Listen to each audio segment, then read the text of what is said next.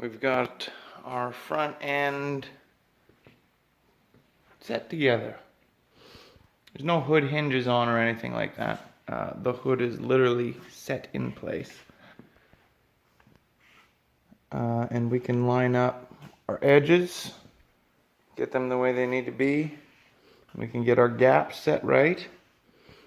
So the hood is sitting on the rubbers that attach inside the fender.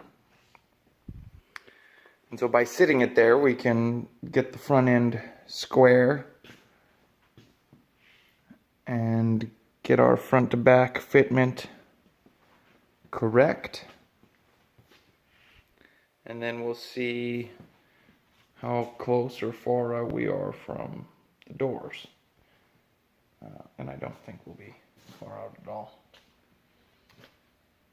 We let our flares sit on the car overnight. They're just bolted on with the welting glued into place. So we'll uncover those today and trim up the edges. Send those off for paint.